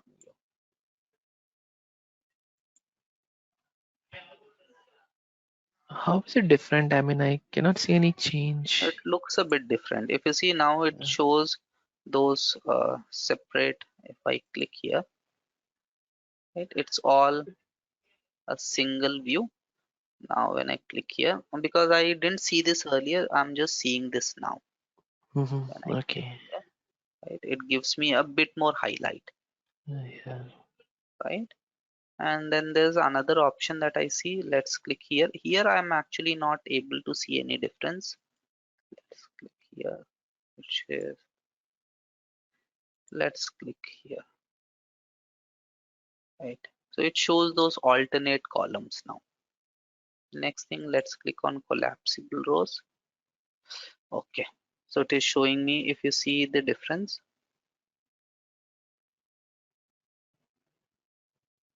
Is it kind of wrap text the like we do it in Yeah, Excel? looks like that. Workday has given some enhancements. So when I click here, it is actually, if you see, it is automatically showing me collapse data and it shows still currency. Okay, and I see one more thing. Now I can click on here. So looks like Workday has. So instead of me going scrolling down, looks like I can directly click here and it shows me the next set of. Okay. So Workday has enhanced this in 2021 release 1. I had not seen this earlier.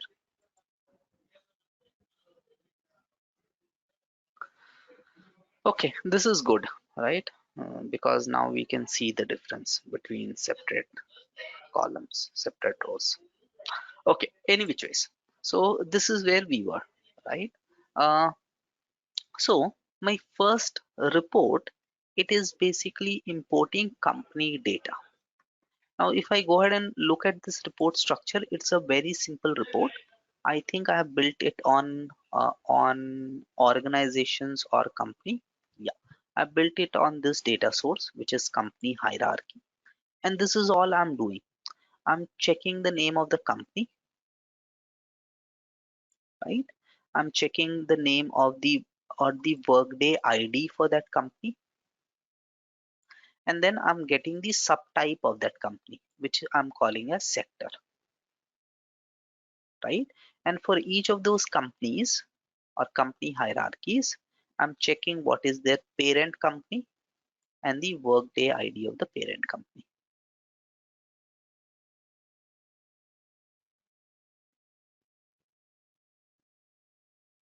Okay, all right. So if you see, for each of these custom organizations, I'm checking, or each of these company hierarchies, I'm checking what is their superior organization and the Workday ID of the superior organization. So if I run this report now,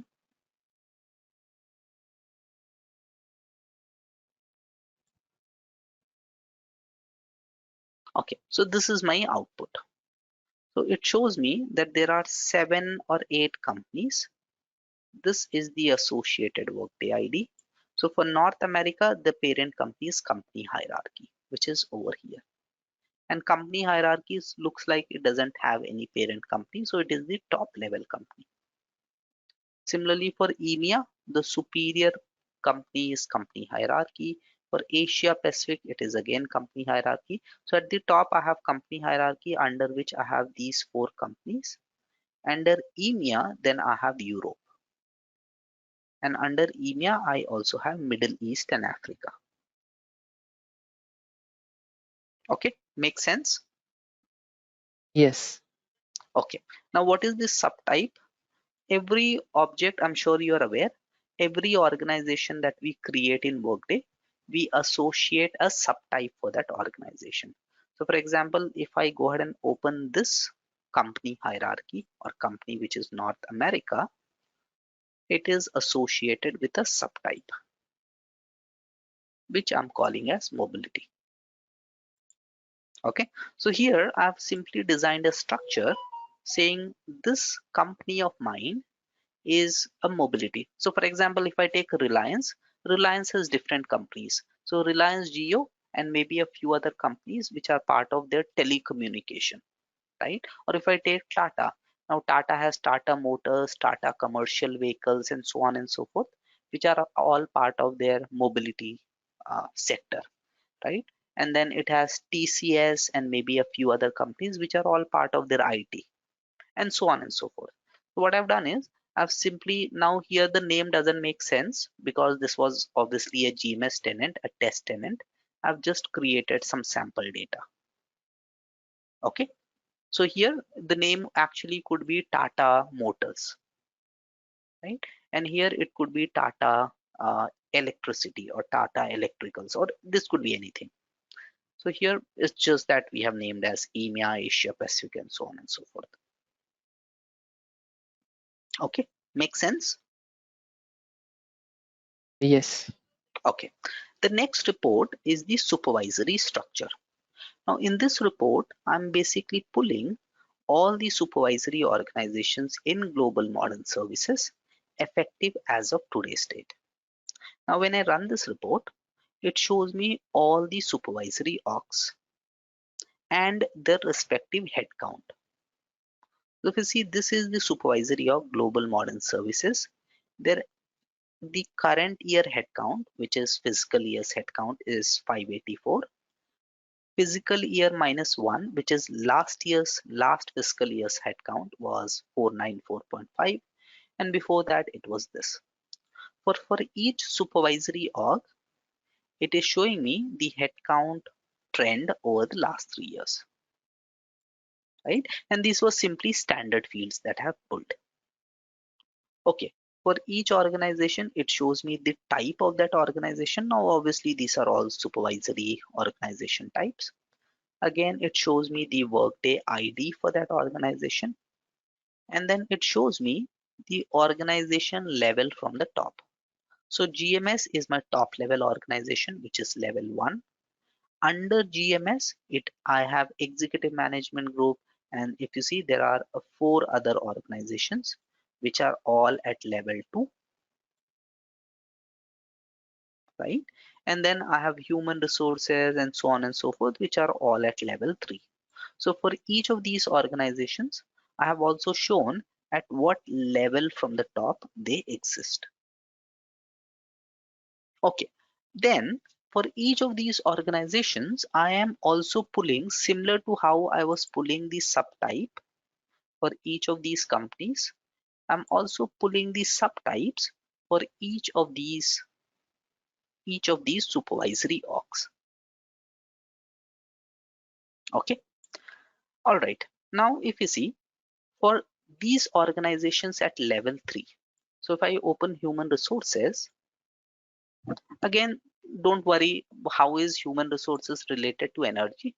This is just a sample data. So if Yep. I go to human resources, if you see, the subtype is energy, which is what is displayed here, right? Okay, Yep. now the problem is, if I scroll down, this is the actual subtype associated to a given organization. So risk management, which is actually, if I go ahead and open risk management, so here I have risk management. If I go to details, risk management subtype is division. So here I'm simply showing the subtype of any given organization under this column, right? But then risk management, this is part of, if I come here, risk management, this is part of finance and administration. And what is the subtype of finance and administration? It is life sciences. So if I scroll up, finance and administration, it is life sciences. So Mm. any organization which is below level 3, I'm forced to find the actual subtype of that organization, but also the subtype of the level 3 organization they belong to. And that is why you see 2 subtype fields. Make sense? Why is this the case? Why is that I have pulled the actual subtype of organizations below level 3 as well as their third level subtype? That is something we'll look at Prism Analytics. Yep. Okay. All right. So this is my second level, second custom report. Now, how is this custom report related to the first custom report? So whenever we are dealing with data from different sources and we need to transform and blend that data in Prism, there should be some common link between different data. Now, what do you think is the common link between my first report and my second report? How can I link the data? Workday ID Uh, no, because subtype. this is the Workday yes, subtype. So here I know, for example, EMEA, or let's say, yeah, EMEA, which is energy, and now I know that human resources is also energy. So this is how I know that this organization is part of this company, which is energy. So the link that I have defined between my different data points in this case is the sector of a company matches to the subtype of my supervisory. Make sense? So Yes. whenever you're dealing with data from different sources, you should have something in common. If you don't have anything in common between two data points, so one is my customer data, second is my employee data. If there is no way I can link that data together, how am I going to bring them together, right? Yes, got it. So we should have a primary key in both of our reports. Exactly. The third is now my or employee details. Now here again, I'm pulling data for all the employees in GMS. And how is that I'm linking this data to other data? Through the supervisory org. So here the link is, so under human resources, if you see these are the employees under human resources and so on and so forth. So here the link is the supervisory org of the worker can be linked to the supervisory org here. Okay, or the name here or the ID here. So this is, so my, what is that I'm ultimately trying to achieve?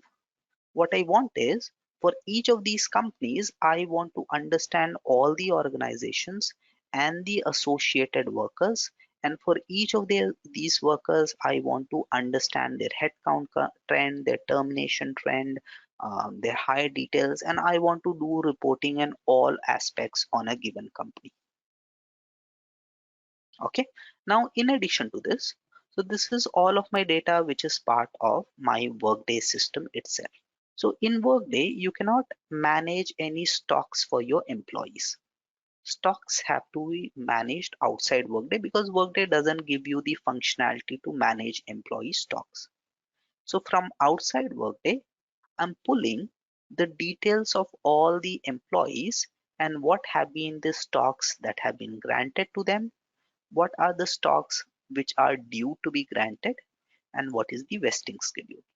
So I'll talk about this data in detail when I actually import this data. For now, it is difficult to understand this data. This is simply a comma separated file. Yep. Okay. So this is my external data that I'll bring, and then I'll transform and modify all of this data together. Okay. So the first thing that I'll do is I'll create my base data set from a custom report. Just give me a second.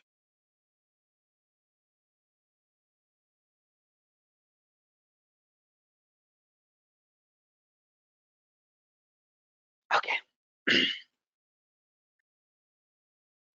So the first thing that I want to do is create my base data set from custom report. Okay, now which report do you think can be used for creating a data set? Which report type? Advance. Okay, great.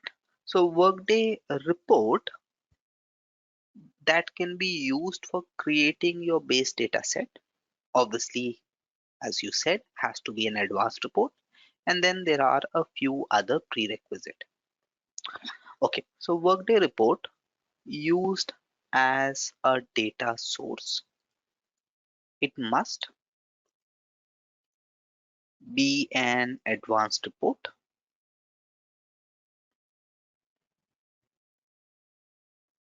right? So data sets at this point in time do not support any other report types for importing data. So you cannot import a matrix or a trending or a transposed or a composite or any other report type. Okay, so the first prerequisite is the report should be an advanced report. What do you think is the next one?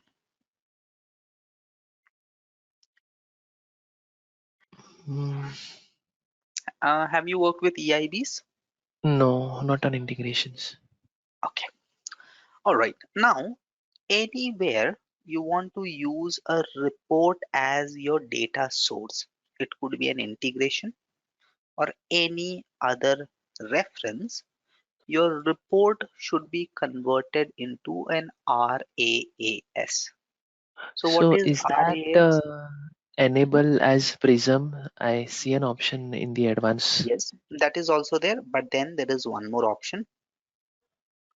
So what do you mean by RAAS report or RAS reports? Have you come across these reports or this term called report as a service? Yes, RAS as reporting as a service. Yeah. Mhm. So how do I convert a report as an RAAS? Uh, is it inside the advanced option in our report? Yes. Yeah. Okay. So if I go to this report,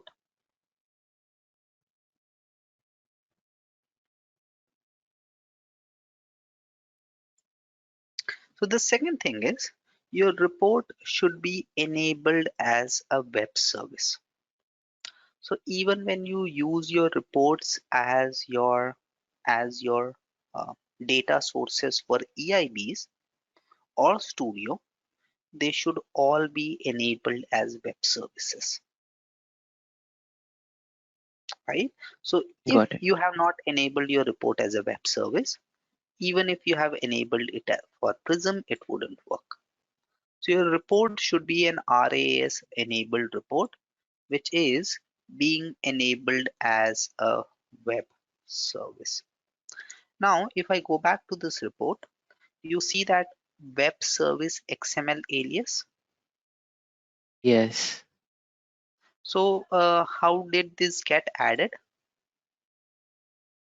As soon as we convert it into as a web service, enable. Yes, right. So the moment you enable any report as a web service, uh, what Workday would do is it would automatically add this. This is your column heading override value. This is your actual column heading, and you can override it using column heading override. So this is common as part of normal reporting.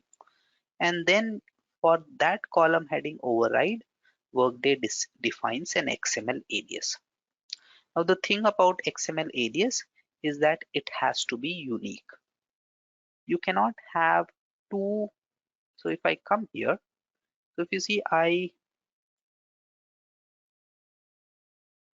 have two columns with exactly the same name, but then their XML alias are different. So XML alias, I can go ahead and change it, but even if I change it, it has to be unique, right? So Workday automatically adds this XML alias. You can modify it as long as the XML alias is unique.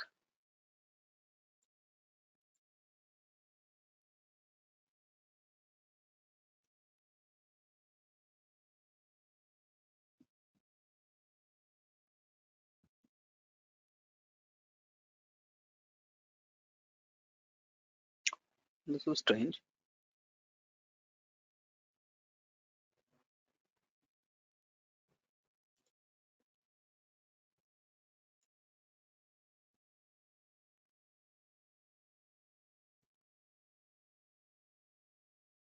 This is strange.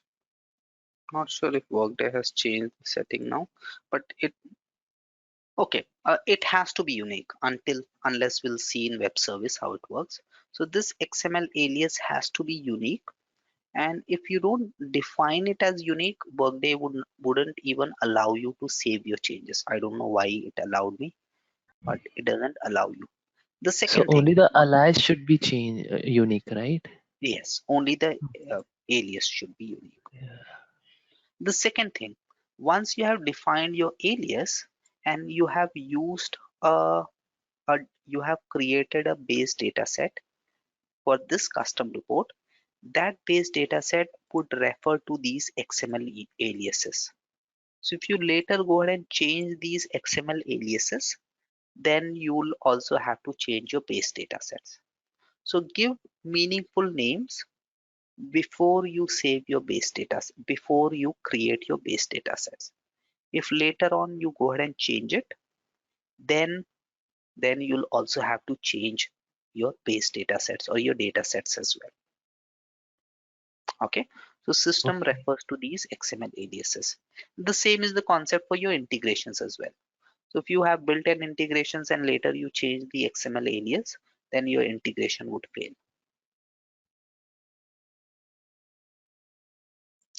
Okay, so be enabled as a web service.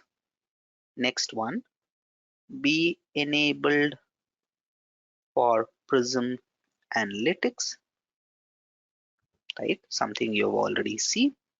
And finally, uh, it should not include any fields from an RBO related business object that have a many to one relationship with primary business object. So you should not include any fields from a relative business object that has one to many relationship with the primary business object. Now, what do I mean by that? So for example, if I come here, if you see, a worker can have multiple additional jobs, right? So as such, I can add fields wherein I can add fields directly on my primary business object, which are multi-instance fields, and system would allow me to do that. But let me click on edit.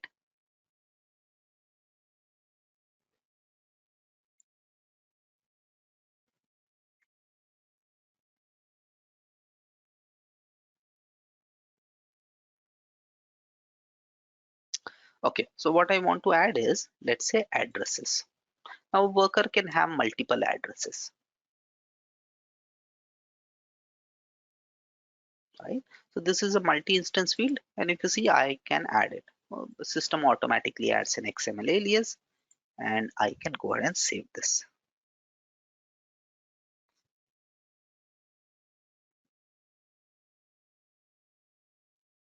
In this case, no need to override the column, right? Alias would be fine, right? Example Yeah, that is alias. fine. Yeah, Okay. as long as it is unique. Okay, and as long as it has a meaningful name. Yep. Okay, so if you see, I'm directly adding the multi-instance field from my primary business object. But let me do it the other way. So I want to add, let's say, addresses, and here again, will this work? Let's see. Now it gives me an error. The error says the report cannot be enabled for Prism because it includes a field from a related business object. So addresses here is a related business object that has got one to many relationship with the primary business object, which is worker, right? So at no Got it. point in time can I add a field from a related business object that has one to many relationship with the primary business object. Okay, so cannot include any fields from an RBO that have a many to one relationship with the primary business object. And finally, if your custom report includes a currency field. So what is a currency field? The dollar and sign. Okay, so how is a currency field different from a numeric field?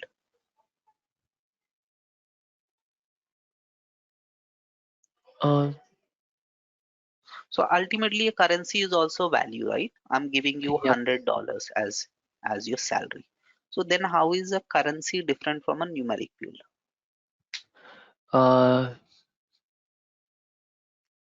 Currency, I mean, it will, the currency column will show us USD and also in a different column if we Not enable that option. necessarily in a different column. See, a currency field is also numeric field plus the currency code. So Yeah, currency field has two components. One is the numeric value and the currency code. code. Yep. Okay. So that is how a currency field is different from a numeric field. Now, if you have any currency field in your report, in that case, you must select the show currency column checkbox. So if I come here, again, if you see, I have a couple of currency related fields added, Yes. right? In which case, I should select this option, which is show currency column. If I remove that, I get an error saying that this report is enabled for Prism and contains a currency field, but show currency column isn't selected. Is it because if we don't enable it, it will give us integer and the symbol sign in one column? Yes. No, Okay. even integer and symbol sign, it only gives you a single column if you select that option. So if you select the option show currency symbol, only then it gives you that option. Okay. Okay. If Got you it. don't select this option, it will not give you. Okay. The reason is in Prism, whenever you are, unless you add the currency code, your Prism will not be able to identify, right? What is the relevant currency value? So Prism needs to differentiate between your normal numeric value and your currency value with the associated currency code.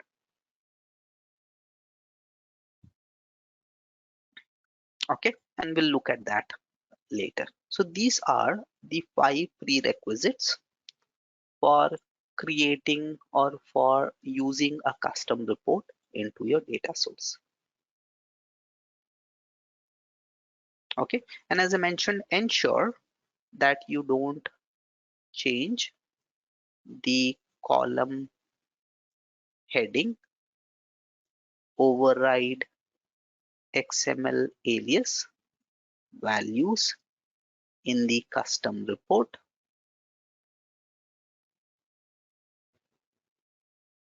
definition, right? After data set is created. If you do that, your data set will fail or it wouldn't be able to identify the right column.